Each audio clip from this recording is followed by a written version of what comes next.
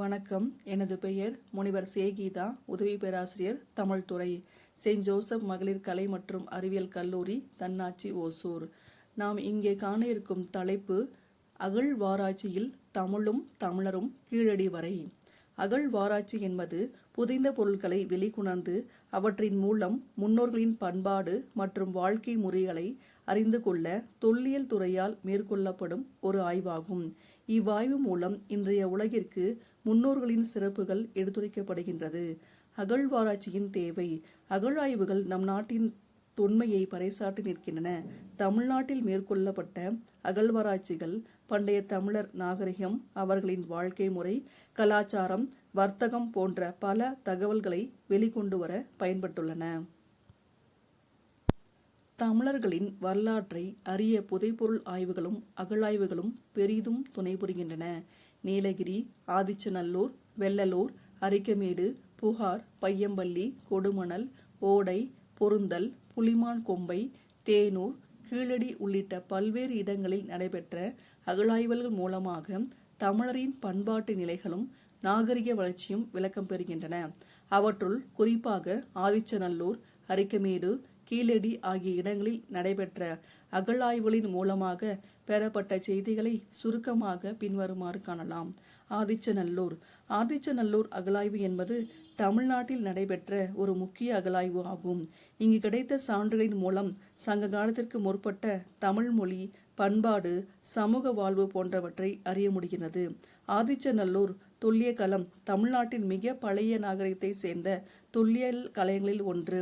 தூத்துக்குடி மாவட்டம் திருவைகுண்டம் வட்டத்தில் தாமிரபரணி ஆற்றின் கரையில் உள்ள ஆதிச்சநல்லூர் என்னுமிடத்தில் அமைந்துள்ள இந்த தொல்லியல் களம் 126 ஏக்கர் பரப்பளவை கொண்டது. திருநெல்வேலியிலிருந்து திருச்செந்தூர் செல்லும் பாதையில் இருந்து ஏறத்தாழ 24 கிலோமீட்டர் தொலைவில் இது இருக்கிறது. இக்களம் கிமு 1600ஆம் ஆண்டுக்கு முற்பட்ட நாகரிகத்தோடு தொடர்புடையது.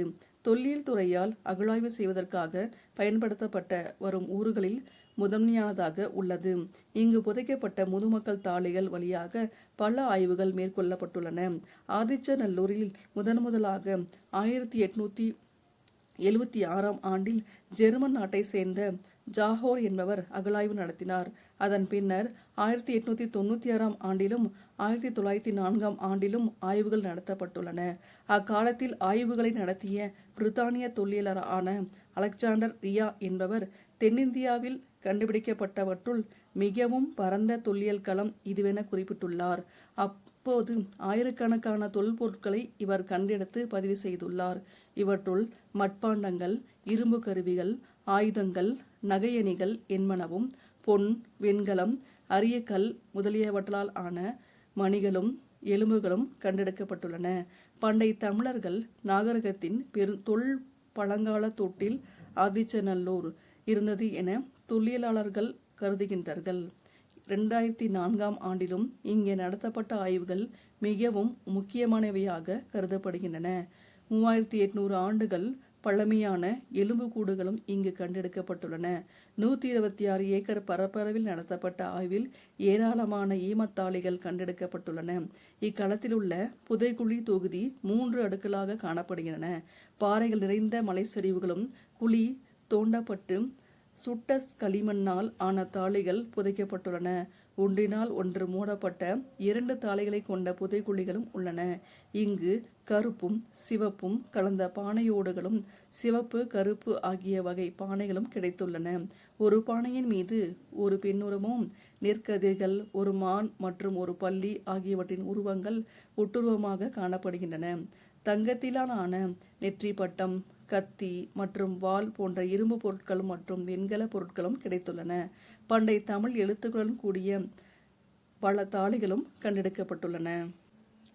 ஆதிச்சநல்லூர் கடற்கரை நகரமாக அல்லது துறைமுகமாக இருந்திருக்கலாம் என்பது ஆய்வாளர்களின் கருத்து.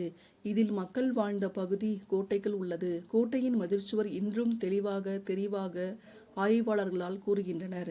குடியிருப்பு பகுதி தனியாகவும் தொழிற்சாலை பகுதி தனியாகவும் இருந்துள்ளது. சிவப்பு மண் கொண்ட தரையில் சாணம் பூசியும் பயன்படுத்தப்பட்டுள்ளனர். அரிக்கமேடு. அடுத்ததாக அரிக்கமேடு. அரிக்கமேடு என்று தற்பொழுது வழங்கப்படும் பகுதி அருகன்மேடு என்பதின் தெரிவாகும். புதுச்சேரியிலிருந்து கடலூர் செல்லும் சாலையில் புதுச்சேரிக்கு தெற்கே 4 கிலோமீட்டர் தொலைவில் அரியாங்குப்பம் ஆற்றின் வழக்கரையில் அரிக்கமேடு அமைந்துள்ளது. இங்கு கிடைத்த பொருட்கள் சாயத்தொட்டி, மண்பாண்டங்கள், ரோமானிய மணிகள், சிவப்பு நிற இத்தாலிய அர்டைன் மண்பாண்டங்கள், கருப்பு நிற பாண்டங்கள், சங்கு வளையல்கள், மணிகள், சுடுமண் மணிகள், சுடுமணி உருவங்கள் என்று கலவையாக கிடைத்த பொருட்களின் நடுவில் ரோமானிய குடுவைகளின் பகுதிகளும் கைப்பிடிகளும் கிடைத்துள்ளன. மேலும் ரோமானிய நாணயங்களும் சங்ககால சோழர் நாணயங்களும் கிடைத்துள்ளன. அரிக்கமேடு அகழ்வாய்வுகளில் தொன்மையான தமிழ் எழுத்து பொறிக்கப்பட்ட மட்கல ஓடுகள் பல கண்டுபிடிக்கப்பட்டுள்ளன. முதலில் தமிழ் எழுத்துக்கள் பொறிக்கப்பட்ட மட்கல ஓடுகள் கிடைத்த இடமாக அரிக்கமேடு விளங்குகின்றது.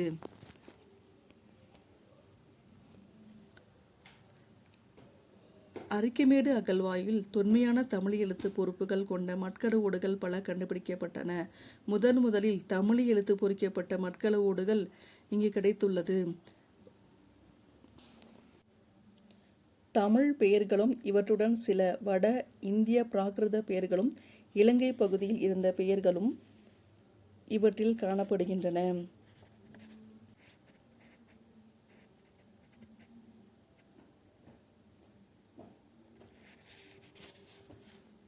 ராமநாதபுரம் பகுதியில் அழகன்குளம் என்ற இடத்தில் தமிழ்நாடு அரசு தொல்லியல் துறை மேற்கொண்ட அகழாய்வுகளிலும் மேற்கு நாடுகளுடன் தமிழகம் சங்க காலத்தில் மேற்கொண்ட வணிக தொடர்பை அறிய முடிகிறது. இதுபோன்று காவிரி பூம்பட்டினம் அகழாய்வும், மேலை கடற்கரையில் பட்டினம் என்ற இடத்தில் நடத்தப்பட்ட அகழாய்வும், செங்கடற் பகுதியில் பெருநிக்கே மற்றும் குபசீர் அல் குதாம் ஆகிய இடங்களில் நடத்தப்பட்ட அகழாய்வுகளும் சங்க தமிழர்களின் கடல் கடந்த வாணிப தொடர்பை வெளிப்படுத்துவனாக அமைகின்றன. கீழடி அமைவிடம் வைகை நதியின் தென்கரையில் மதுரையிலிருந்து சுமார் 20 கிலோமீட்டர் தூரத்தில் அமைந்துள்ள வரலாற்று சிறப்புமிக்க இடம் கீழடி. இந்த கிராமம் சிவகங்கை மாவட்டத்தில் அமைந்துள்ளது. தமிழகத்தில் அமைந்துள்ள அகழாய்வுகளிலேயே இதுதான் மிகப்பெரிய அளவில் நடைபெற்ற அகழாய்வு ஆகும். இங்கு 40க்கும் மேற்பட்ட குழிகள் தோண்டப்பட்டு நடத்தப்பட்ட அகழாய்வில் சங்ககால மக்களின் தொல் எச்சங்கள் அதிகளவில் கிடைத்துள்ளன. சங்க இலக்கிய பாடல்களில் காணப்படும் பொருட்கள் அனைத்துமே இங்கே கிடைத்திருப்பதாக வரலாற்று ஆய்வாளர்களும் சங்கத்தமிழ் ஆர்வலர்களும் தெரிவிக்கின்றனர். அகழ்வாராய்ச்சியில் தமிழரும் கீழடி வரை என்ற ஆராய்ச்சியில் ஆதிச்சநல்லூர், அரிக்கமேடு, கீழடி போன்ற இடங்களில் தமிழர்கள் எந்த அளவில் ஆய்வு செய்துள்ளனர் என்பது புலப்படுகின்றது. நன்றி.